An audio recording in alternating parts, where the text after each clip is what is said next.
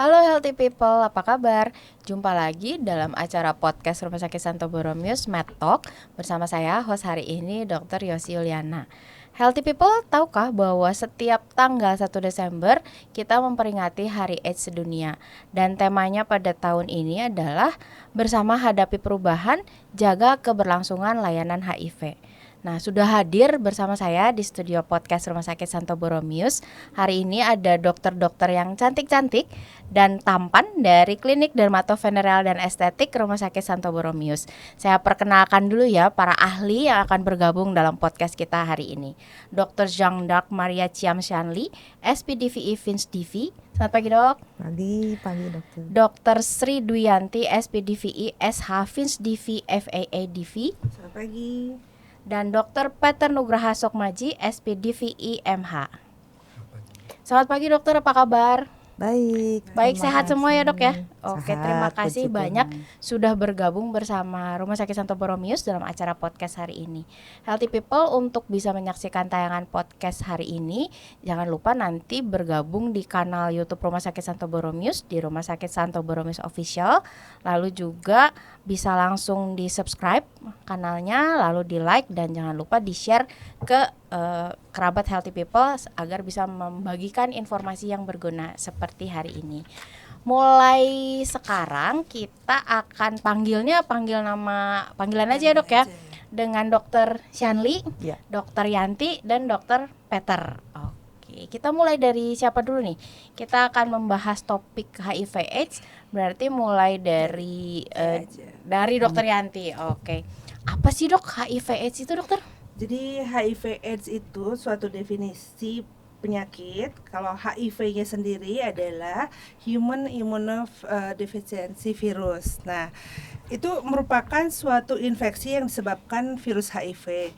Dia menyerang sistem kekebalan tubuh, dalam hal ini sel CD4 yang gunanya CD4 ini untuk menangkal atau menyerang sel infeksi dari luar. Nah, kalau sampai si sel ini terkena infeksi virus ini, maka sistem kekebalan tubuh pasien akan menurun. Nah, untuk AIDS-nya sendiri, apabila infeksi HIV ini tidak ditangani dengan baik, tidak diobati, maka akan berlanjut secara bertahap dan membutuhkan waktu bertahun-tahun sebetulnya untuk menjadi AIDS ini. Jadi sistem kekebalan tubuhnya akan turun.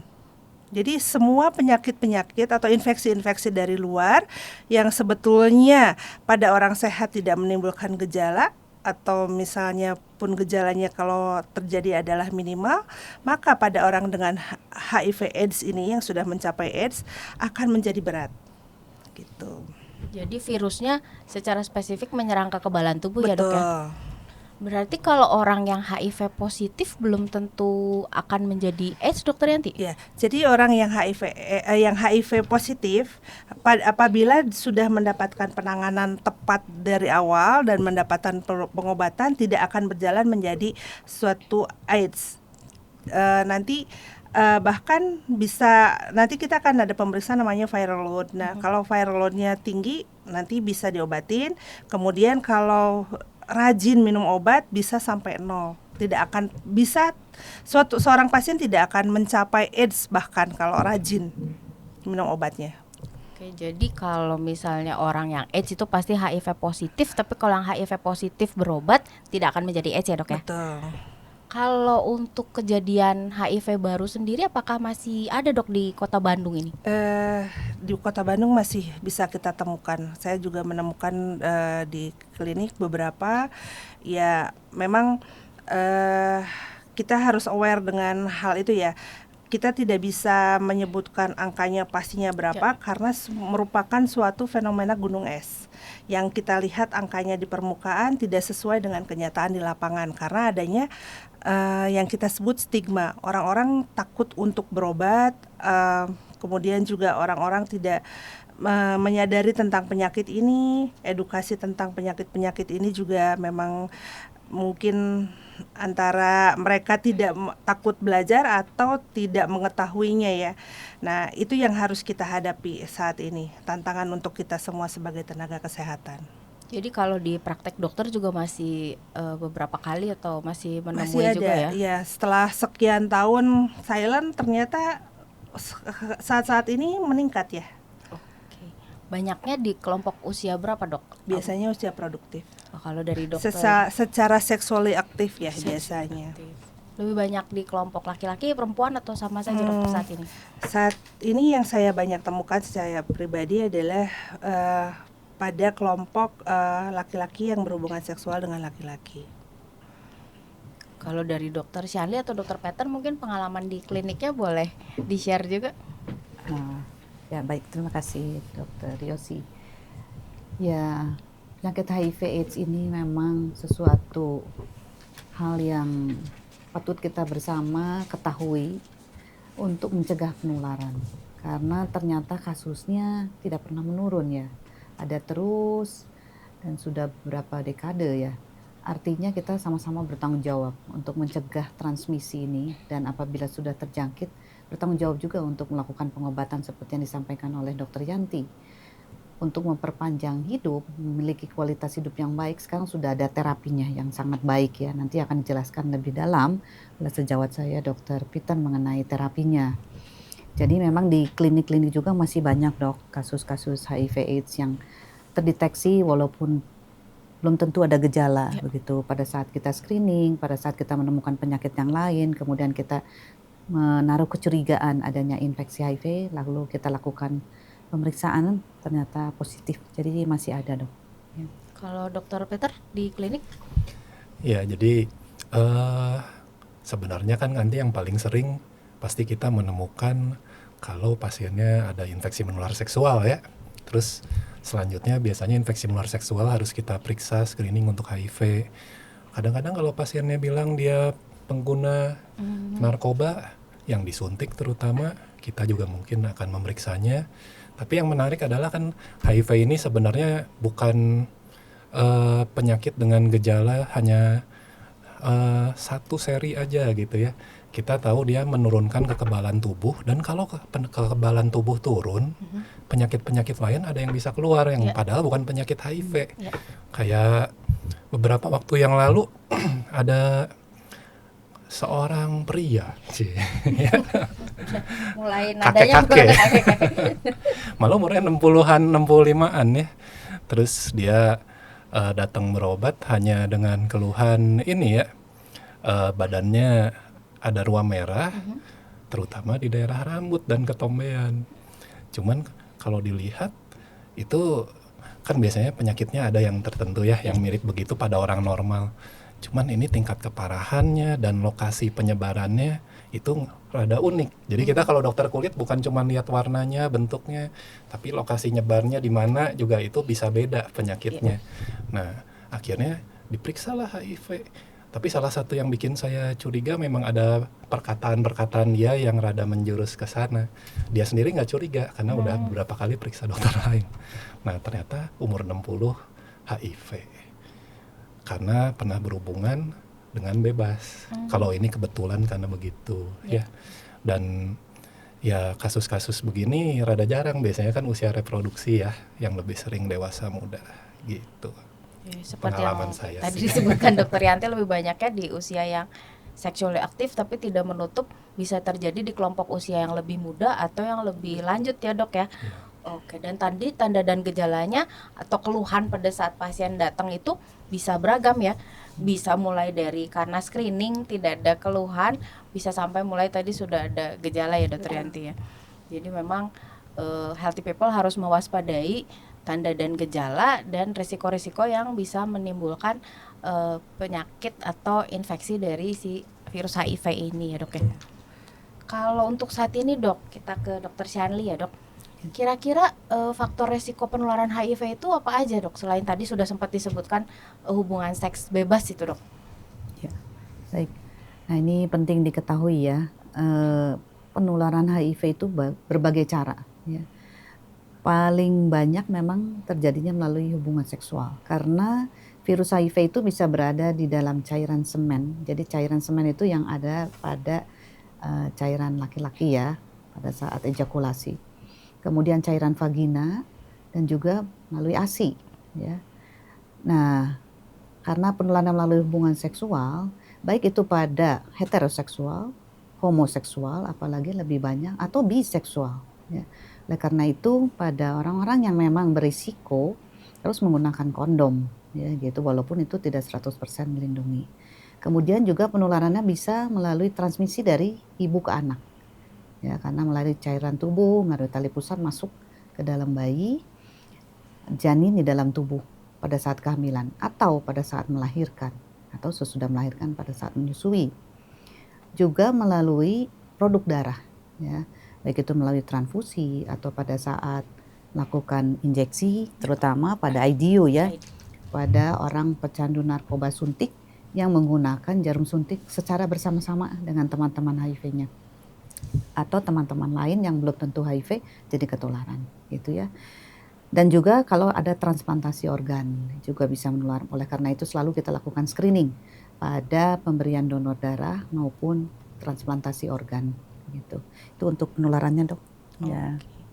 Kalau yang tidak menularkan apa nih, Dok? Karena kadang-kadang masih ada persepsi yang keliru ya, misalnya dengan kontak sosial itu apakah benar bisa menularkan HIV, atau misalnya dulu kan sempat ada tuh, Dok, ada katanya pasien yang positif HIV itu naruh silet katanya di kursi atau di tempat-tempat umum sehingga itu bisa menularkan. Nah, apakah itu mitos atau fakta sebenarnya, Dr. Sherly? Ya. Ada beberapa mitos yang perlu kita luruskan ya di sini ya supaya pemahaman kita bersama benar adanya ya. Jadi satu, tidak menular melalui bersalaman. Ya, jadi silakan bersalaman dengan orang-orang HIV/AIDS, tidak akan menular. Ya. Kemudian juga melalui berpelukan juga enggak nular berpelukan. Menggunakan toilet bersama-sama tidak menularkan. Jadi itu ada beberapa mitos ya, Dok ya. Nah, walaupun sampai sekarang masih penelitian ya, Dok, apakah dari ludah juga tidak menular kayak gitu ya, itu masih terus penelitian. Sebaiknya pada penderita HIV/AIDS selalu menjaga diri untuk tidak menularkan pada orang lain ya gitu, dengan selalu menjaga higiene dan sanitasi dan menggunakan semua alat-alat individual aja sendiri-sendiri ya. Karena penderita HIV tadi yang dikatakan oleh Dr. Yanti, kalau sudah sampai AIDS itu ada penyakit-penyakit lain justru yang menularkan juga lewat alat makan seperti hepatitis, TBC seperti itu, jangan meludah sembarangan. Jadi penyakit-penyakit lain yang menyertainya pada AIDS itu justru itu yang lebih mudah tertular ya dibanding HIV-nya. Jadi justru karena daya tahan tubuhnya juga orang dengan HIV positif ini lebih rendah, justru harus jaga-jaganya karena itu juga ya, Dok ya. Iya betul, Dok. Kalau ini nih pertanyaan, pernah saya ditanya seperti ini soalnya ya, dari Dr. Yanti, Dr. Shanli atau Dr. Peter, kalau digigit nyamuk, Dok, bisa nular HIV nggak? Katanya ada pertanyaan seperti itu. Sampai saat ini insect bite tidak menularkan katanya ya, tapi masih terus penelitian sih. Memang sampai saat ini dikatakan itu tidak menularkan untuk insect bite, untuk HIV tidak, ya. Dan itu tadi juga terkait sekali dengan yang disebutkan oleh Dr. Yanti di awal terkait stigma ya, Dok ya, bahwa banyak orang yang masih menganggap penularan HIV sangat mudah sehingga orang-orang dengan status HIV positif ini dikucilkan. Dokter pernah dapat pengalaman nggak, Dok, yang misalnya pasiennya HIV positif nih, terus dia dikucilkan sehingga sampai nggak bisa sekolah, nggak bisa kerja? Mungkin dokter bisa share. Ya ada beberapa pasien yang seperti itu ya. Mereka memang sudah ke fase AIDS-nya, jadi keluarga sendiri pun takut untuk mendekat. Alat makan semua langsung dipisah, cuci baju semuanya dipisah, nggak mau ya bersentuhan masih mau, cuman lebih kayak malas aja ngurus orang ini gitu. Jadi memang itu yang harus kita selalu edukasi ke pasien-pasien bahwa mereka perlu dirangkul untuk mereka bersemangat untuk mengatasi penyakitnya yang mereka alami, misalnya apakah infeksi atau apapun. Kemudian semangat untuk hidupnya, untuk berobatnya. Jadi apapun yang mereka alami selain fisik, mentalnya juga harus dinaikkan. Jadi sebagai dokter kita juga harus mengedukasi keluarga sebetulnya. Hal-hal yang seperti itu yang harus kita ulang lagi, sebutkan lagi bahwa mereka butuh dukungan dan harus dijelaskan juga memang diedukasi seperti yang Dokter Ziani bilang, penularannya seperti apa gitu. Jadi itu yang betul-betul harus kita tekankan. Karena penyakit ini kan nggak cuma sekedar kekebalan tubuh, Betul.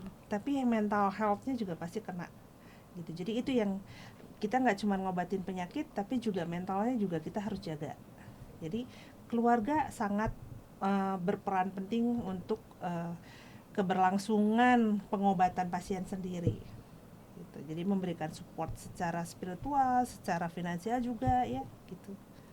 Ya, mungkin ada tambahan ya, Dok. Ya. Jadi ada organisasi-organisasi yang untuk mensupport ya penderita HIV/AIDS ini. Selain sebenarnya untuk AIDS, ada juga untuk lupus dan sebagainya, ada organisasi untuk support mereka secara tadi mental issue-nya harus didukung juga begitu ya, karena semangat hidupnya kan drop pasti begitu terdiagnosis gitu. Tapi kita akan support dari berbagai hal, termasuk tadi dari keluarga nomor satu, tentu dari diri sendiri, dan juga ada organisasi pendukung, Dok. Di Indonesia juga sudah banyak ya. Berarti yang harus diedukasi nggak hanya pasien tapi juga lingkungan terdekatnya ya, Iya, Dok ya. Terutama lingkungan terdekat ya, Iya. keluarga itu penting sekali. Karena seringkali ada pasien juga ya, Dok, yang ke keluarga pun belum mau buka status Iya, ya. Kadang-kadang iya. itu juga jadi kesulitan sehingga harus melibatkan pihak luar seperti yang tadi ya, Dok, warga peduli AIDS atau pendukung sebaya yang sudah mulai banyak sepertinya di Iya. Indonesia. Makin menarik ya Healthy People ya bahasan kita hari ini. Nah, kembali lagi ke Dokter Shanli. Dok, siapa aja sih, Dok, yang beresiko tertular HIV dan harus melakukan pemeriksaan atau screening ini? Ya. Ini penting ya.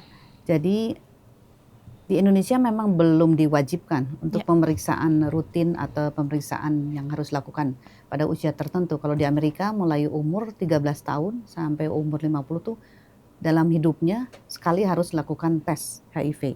Kalau yang tidak beresiko. Kalau yang beresiko tentu itu sesuai dengan advis dokter ya untuk pemeriksaan. Nah, terutama yang melakukan hubungan seksual yang beresiko, yaitu pekerja-pekerja seks komersial gitu ya. Kemudian yang gay ya, homoseksual, gimana melakukan hubungan seksual secara tidak sehat ya, baik melalui anus, melalui kelamin ya. Kemudian ya tadi pecandu narkoba, ya itu wajib juga untuk beresiko dites. Jadinya memang itu harus kesadaran ya. Jangan nunggu sampai ada gejala, karena gejalanya nggak ada di awal begitu. Tapi begitu kita tahu kita beresiko, datanglah ke laboratorium untuk pemeriksaan gitu ya. Kemudian pasangan kita kalau misalnya ada yang diduga beresiko, berganti-ganti pasangan, periksalah gitu ya. Jadi itu kelompok-kelompok beresiko yang perlu memeriksakan diri secara inisiatif ya. Nah, sebenarnya kalau di Rumah Sakit Boromius sudah dilakukan screening ketat pada saat ketahuan hamil, pada saat mau cuci darah, kemudian mau tindakan, ada penyakit menular seksual, dan beberapa kasus-kasus yang perlu dilakukan screening pasti dilakukan sih kalau di Boromius juga untuk donor ya. Pemeriksaannya apa, Dok? Apakah hanya cukup pemeriksaan fisik atau memang ada pemeriksaan penunjang yang spesifik untuk periksa HIV? Ya, sebenarnya untuk diagnostik pasti tentu adalah pemeriksaan laboratorium ya, pemeriksaan darah. Itu ada beberapa jenis pemeriksaan darah, tapi nanti itu diserahkan ke dokter untuk memberikan pengantar ke laboratorium. Di luar negeri pun sudah ada pemeriksaan self ya, seperti pemeriksaan kehamilan, ada garisnya begitu, diambil dari darah atau dari saliva ya, dari ludah. Tapi itu tidak memastikan karena itu semacam kayak rapid test begitu ya, Dok ya. Dan itu ada masa kapan bisa positif terdeteksi, kapan enggak dengan alat-alat tersebut. Jadi begitu kita berisiko, datanglah sebaiknya ke dokter untuk menjelaskan kalau saya berisiko karena begini-begini, kemudian tentu akan dilakukan screening ya. Untuk jenis screeningnya di laboratorium juga nanti akan diberikan pengantar oleh dokter, Dok. Ya. Kalau di praktek dokter-dokter nih di klinik dermatoveneral dan estetik, yang paling sering ditemui itu gejalanya apa, Dok? Mungkin dari dokter Shanli, dokter Yanti, dokter Peter. Tadi kan udah sempet ya, Dok. Gejalanya IMS ya gatal seringnya. di kulit ya. Ya itu yang jarang. Jadi yang kalau penyakit HIV/AIDS itu lebih banyak ditemukan secara kebetulan pada pasien-pasien yang dengan infeksi menular seksual. Oke. Jadi mereka tuh penyakit yang saling bersahabat dekat. Jadi kita terima pasien dengan keluhan penyakit menular seksual itu. Nah, biasanya orang-orang yang dengan penyakit itu kan ya promiskus, ya berhubungan seksual dengan orang lain lah atau apa, narkoba atau apa ya, yang pasti mah gara-gara hubungan seksual, tapi bukan dengan pasangan sahnya. Nah, di situ kita udah langsung curiga aja. Nanti periksa tidak hanya untuk infeksi menular seksualnya juga, tapi karena bersahabat dekat penyakit-penyakit ini, ya, HIV-nya juga diperiksa. Gitu. Biasanya ketahuannya begitu. Sahabat Jadi dekat. ya sahabat dekat. Jadi bukan gara-gara datangnya barengan ya. bukan gara-gara datang gara-gara HIV-nya, Iya, tapi iya. gara-gara penyakit menular seksual yang lain. Berarti karena perilaku beresikonya itu ya, Dok, Ya, sehingga betul. ada beberapa penyakit yang bisa terjadi hampir bersamaan ya. Betul. Biasanya bestiannya itu kalau IMS, hepatitis, HIV ya, Dok, Betul. yang di screening di Iya, awal ya. Betul. Kalau dari Dokter Peter, selain yang tadi, Dok? Ya, sebenarnya sih yang pasti penyakit menular seksual sih ya, jelasnya. Nah, tapi yang aku pengen tekanin kalau sekarang adalah jangan sampai nanti yang dengerin ini jadi berpikir bahwa orang yang terinfeksi HIV itu pasti melakukan hal seperti itu ya. Iya. Contohnya, misalnya saya pernah, nggak perlu dari saya, tapi saya pernah dapetin ini seorang wanita, dia punya suami dan mereka udah nikah cukup lama, suaminya tidak pernah nakal, wanitanya juga nggak pernah. Waktu mereka ketemu dan menikah, itu suaminya ceritanya dulunya pernah nakal. Jadi ceritanya dia sudah taubat, Iya. sudah insaf. Artinya dua-duanya sebenarnya sudah di masa yang tidak ada perilaku berisiko. Nah, setelah itu baru ketahuan. Dan ini masalah buat kita, apakah buat mereka saja atau buat kita semua? Ya. Kan HIV ini masalah kesehatan masyarakat ya. Jadinya kalau kita sampai berpikir bahwa penderita HIV adalah orang-orang yang begini-begini, itu takutnya nanti malah kita jadi ngejauhin mereka ya. Iya, betul. Padahal nanti yang bisa nanganin ini adalah kalau semua orang paham bahwa dengan kita nanganin bersama, saling support, itu nanti malah penanganannya bisa lebih baik. Oke. Nah, ini menarik nih, Dok. Berarti kan dari saat melakukan perilaku beresiko sampai ke positif itu bisa ada jeda waktunya ya, atau sampai muncul gejala. Nah, itu kira-kira berapa lama, Dok, rata-rata dari virus yang masuk ke tubuh sampai terdeteksi positif di darah atau misalnya sampai bergejala, itu rata-rata berapa lama, Dokter? Beda-beda ya, Dok. Jadi kalau secara teori nih ya, secara teori begitu terinfeksi HIV, kemudian virus itu masuk ke dalam tubuh, itu dalam waktu, ada yang minggu, ada yang per bulan, itu keluar gejala seperti flu, namanya flu-like syndrome gitu ya. Itu biasanya pasiennya masih belum ngeh ya. Nah, harusnya itu udah mulai periksa lab ya, Dok. Nah, kalau ternyata hasilnya negatif di fase itu, mesti diulang lagi 3 bulan kemudian, karena ada namanya window period atau masa jendela, di mana virus sudah masuk, tetapi belum bisa terdeteksi dengan pemeriksaan lab yang umum ya. Tapi ada beberapa pemeriksaan lab khusus, itu bisa terdeteksi sejak awal ya, tergantung jenis pemeriksaannya. Nah, setelah itu hilang tuh gejalanya bisa beberapa tahun ya. Nah, itu nggak ada gejala simptom apa-apa, tapi virusnya terus menginfeksi dalam tubuh sampai sel darah putihnya drop banget. Nah, setelah itu baru timbul gejala-gejala. Nah, yang paling awal mungkin harus dipikirkan, saya kena HIV atau enggak ya, karena saya berganti-ganti pasangan gitu, sudah merasa, tapi kok enggak ada gejala begitu ya, apa saya periksa atau enggak ya. Nah, jadi tadi satu, bisa flu-like syndrome yang berulang, kemudian kelemahan badan, lama-lama kok cepet capek ya gitu.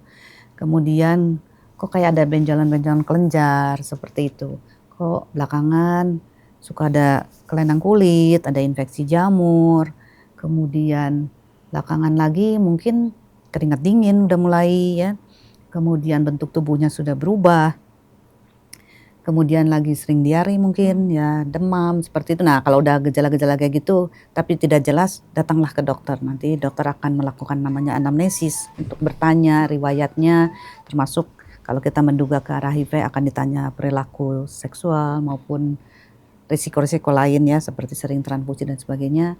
Nah, itu akan dilakukan pemeriksaan dan akan terdetek, dok. Jadi kalau di awal memang kadang tidak terdetek, tapi 3 minggu kemudian, 3 bulan kemudian, atau 3 minggu atau 6 bulan cek lagi. Iya, iya. Jadi kembali seperti yang tadi disebut Dokter Peter ya, memang belum tentu yang nakalnya sekarang tanda kutip ya, yang memiliki perilaku berisiko sekarang itu pasti akan HIV positif. Tapi bisa jadi juga kejadiannya sudah lama ya, Dok. Makanya sekarang calon pengantin wajib screening ya, Dok, kalau nggak salah ya. Iya, jadi demi keamanan mendingan iya. Demi keamanan. Bukan demi keamanan, emang mendingan harus begitu. Jadi salah satu dari sekian banyak pemeriksaan premarital ya. Ya, termasuk IMS, hepatitis Iya, dan betul. HIV ya, Dok ya. Jadi lebih baik terbuka di awal ya, Dok ya. Betul. Belak-belakan di awal, tahu status di awal supaya kedepannya aman ya. Nah berarti kalau misalnya tadi kan banyak perilaku beresikonya terkait dengan hubungan seksual, itu penggunaan pengaman atau kondom itu sangat membantu menurunkan angka kejadian ya, Dok? Itu berarti salah Tapi satu. kondomnya pilih ya bahannya, kan macam-macam ya, dok. Jadi yang bahan latex ya, ada yang bahannya dari apanya hewan gitu ya, kulit hewan atau apa. Nah itu sih tidak melindungi ya, dok. Jadi memang yang direkomendasikan WHO aja ya. Mesti dicatat ya. Jadi kondom membantu menurunkan infeksi tapi tidak 100%, Tidak 100%. karena pertukaran cairan tubuh yang lain itu juga bisa. Nah itu dia healthy people ya. Tadi kita sudah tahu nih HIV itu apa, AIDS itu apa, lalu gejalanya seperti apa, pemeriksaannya seperti apa, lalu ada perilaku beresikonya apa saja. Nah sekarang kita ke pembahasan berikutnya nih, Dok. Ada obatnya nggak sih, Dok, Dr. Peter, untuk pasien-pasien HIV positif ini? Iya, ada obatnya jelas ya. Malah kita udah tahu obat HIV itu kan sebenarnya udah lama ya. Cuman apakah efektif ya mungkin Nah, ya? iya benar, Yang benar. lebih tepatnya bisa sembuh nggak ya kalau pakai HIV? Kalau pakai obat HIV. Kalau HIV. Nah, jadi sebenarnya sejak udah sekitar beberapa dekade yang lalu, ini pengobatan HIV itu udah sangat berkembang ya. Jadi pengobatannya sudah ditemukan, misalnya kombinasi obat yang bisa membuat seorang manusia bisa hidup sampai seperti orang yang tidak terkena HIV ya. Dan ini sebenarnya salah satu kisah sukses yang sangat terkenal nih ya. Contohnya Magic Johnson. Tahu nggak? Pemain NBA ya, Dok ya? Iya, terkenal banget ya. Udah Setara berapa- kayak Michael Jordan lah Iya ya. benar-benar. Dari LA Lakers. Iya. Dia dari tahun 90-90-an kali ya kalau nggak salah. Itu tetap diagnosis HIV dan termasuk yang salah satu selebritis pertama yang kena ya. Dah itu dia masih hidup sampai sekarang. Bahkan ini yang penting lagi adalah dia bisa punya anak ya. Maksudnya saya nggak ingat sih dia kena itu setelah punya anak atau enggak. Cuman dengan pengobatan zaman sekarang seorang ibu bisa hamil dan anaknya tidak terkena HIV ya. Jadi intinya obat ada. HIV bisa dikendalikan. Memang saat ini belum ada obat yang bikin virus ini hilang seumur hidup dari badan pasiennya. Karena virus HIV ini termasuk unik ya. Jadi dia punya materi genetik yang kita suka baca di film-film atau nonton itu DNA misalnya. Ya ini saya sebut DNA aja biar gampang. DNA-nya si virus nempel ke DNA si korbannya ceritanya. Jadinya itu sangat sulit untuk dibuang dari badannya. Saat ini kalau mau ngilangin sampai 100%, kasusnya mungkin baru ada sekitar kurang dari 10 yang sembuh, dan yang benar-benar terdeteksi itu paling baru, bukan terdeteksi ya, yang benar-benar nggak make obat lagi, obat HIV, udah hidup belasan tahun nggak kambuh, itu kayaknya yang terkenal cuma satu orang, disebutnya pasien Berlin dari kota Berlin. Itu juga kebetulan dia waktu kena HIV harus transplantasi sumsum tulang karena penyakit leukemia, kanker darah. Ternyata sumsum tulang yang ditransplantasinya itu kebal terhadap HIV, Oh, oke. punya mutasi jadi kebal. Ya, jadi apakah bisa sembuh 100% dari kasus pasien Berlin ini? Kita sebenarnya punya harapan bahwa ke depan mungkin ada aja terapi yang bisa membuat ada terapi genetik kah atau yang lain. Tapi saat ini belum tersedia secara komersial, obat-obatan yang komersial, tapi sangat efektif untuk kendaliin penyakit ini sampai bisa hidup seperti normal. Berarti kalau secara general ini kan mungkin yang kasus Berlin tadi 1 dari 8 miliar penduduk Iya. bumi ya dok ya. Kalau secara general seseorang yang HIV positif walaupun sudah minum obat tetap positif tapi dia terkendali sehingga Benar.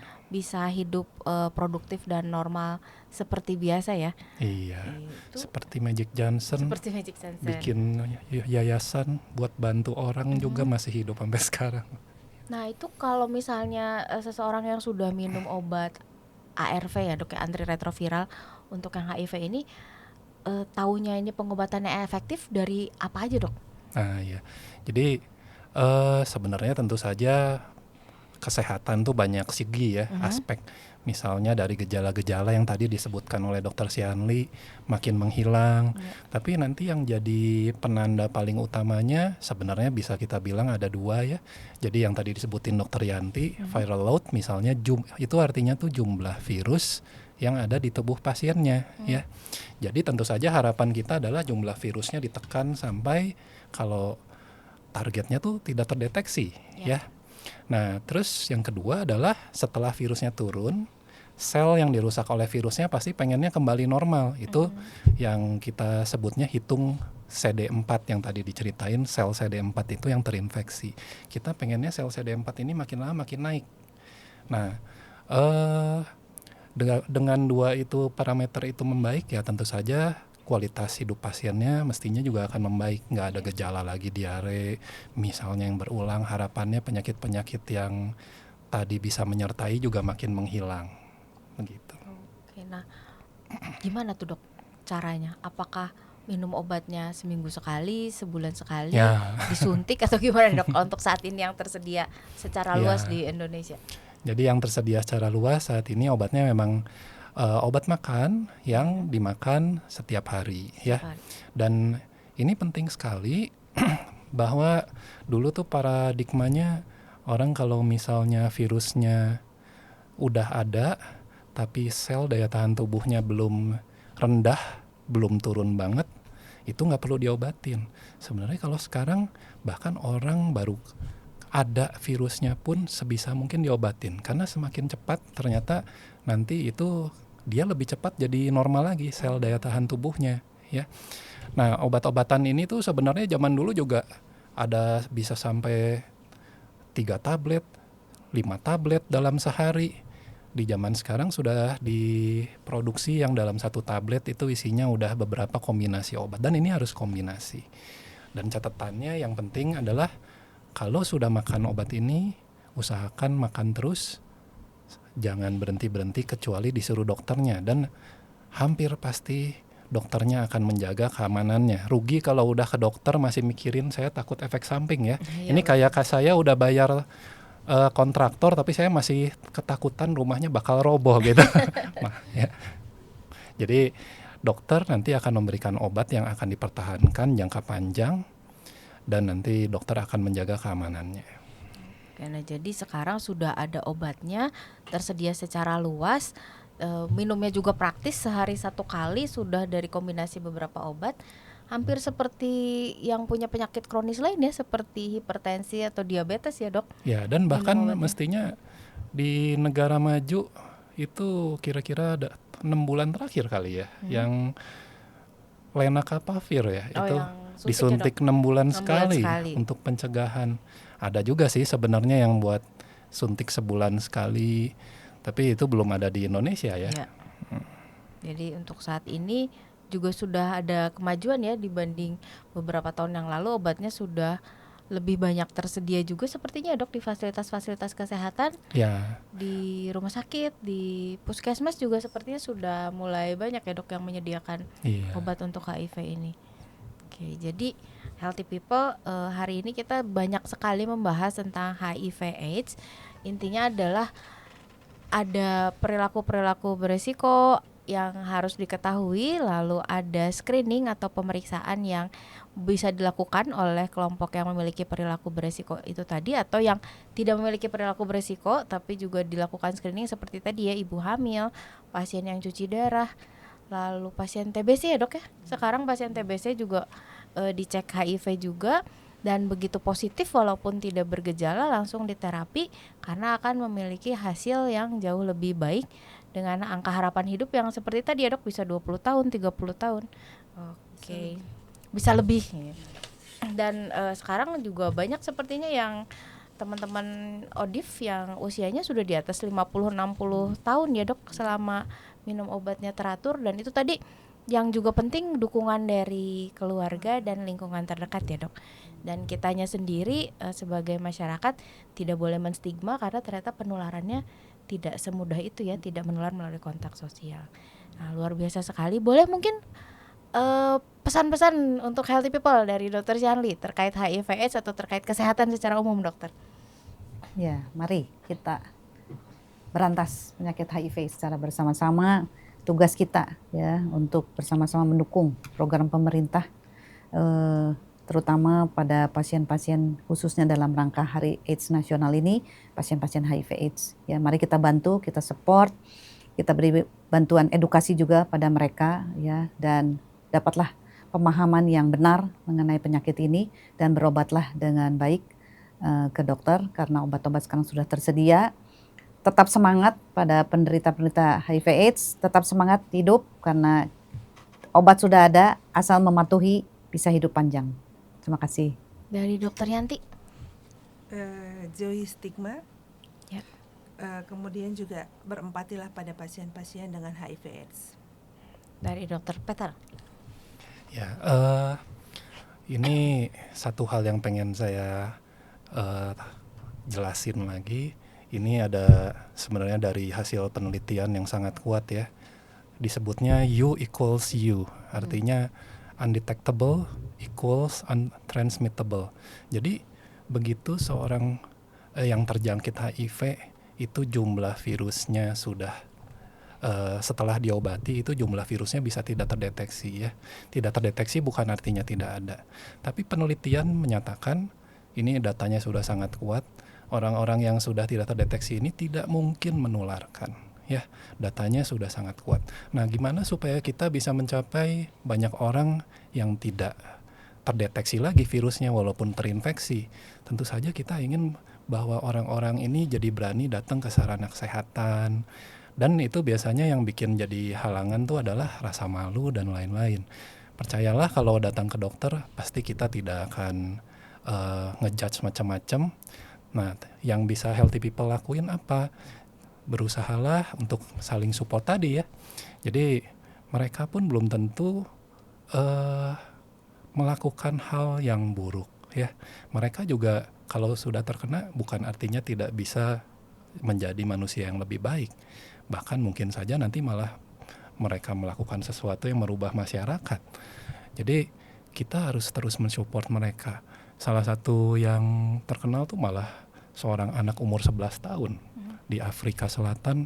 Ini dia ditolak masuk sekolah. Dia terkena HIV karena ibunya yang menularkan waktu masih di rahim. Dan akhirnya dia yang akhirnya sekarang bikin gerakan sampai obat-obatan dan stigma ini makin bisa dikurangi. Kita tahu anak ini pasti tidak ada keinginan ya untuk dapat penyakit ini. Nah, penyakit HIV ini dengan adanya U equals U ini, bahkan kita mungkin nanti di masa depan akan ada satu generasi yang misalnya bebas HIV.